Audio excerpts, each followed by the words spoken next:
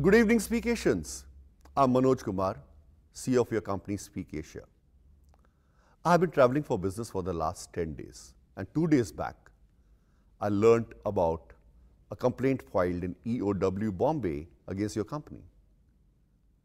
I'm really disturbed when I learned about this complaint. I want this opportunity to connect and address my extended family of Speak Asians.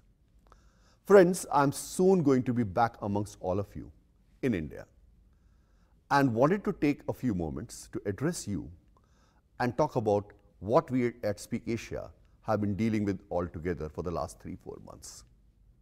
There are 3 points I wish to make to each one of you. 1, we have now been subject to an unparalleled victimization since 11th May 2011 due to a malicious, unsubstantiated campaign started by a television channel against your company. And some other vested interests joined hands. While these vested interests are only worried about their personal glory, their gains, their money, they are forgetting completely or deliberately choosing to ignore the plight and fate of more than 15 lakh families for whom Speak Asia continues to be a major catalyst, major source of achieving economic independence. We have not committed any crimes. You have not committed any crimes. You have not done anything wrong. We have not done anything wrong. Also, till date, neither your company nor any of its management executives have in any way been formally charged with any misdoings.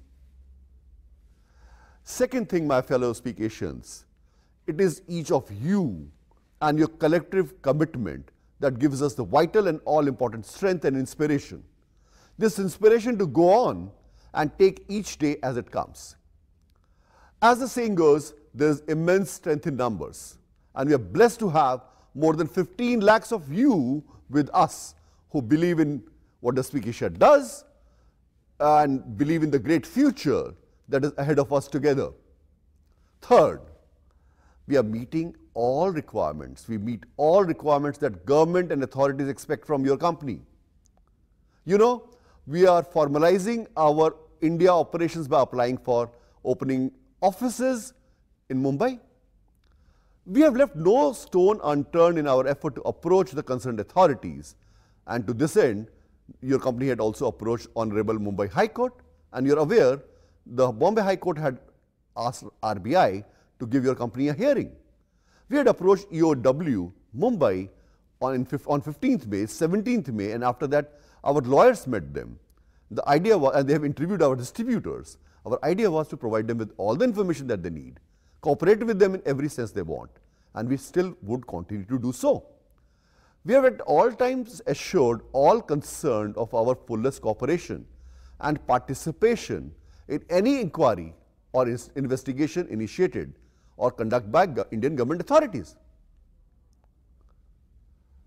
In fact, for this very reason, we reached out by email to all authorities, including Prime Minister's office on 15th May 2011.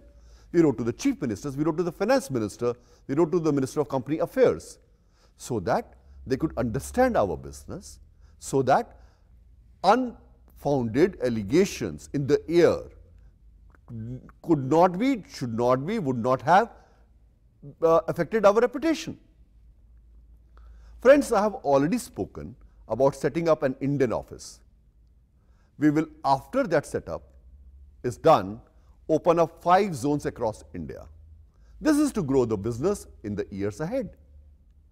You know, contrary to what is being told by television channels, contrary to what some people believe, we are not going anywhere. We have only one way to go, and that is to go forward. And I, Manoj Kumar, who joined your company just on 15th May as a CEO, being the youngest member probably, but I, Manoj Kumar, promise I will lead you from the front. I thank you, and I'll see you soon in Mumbai.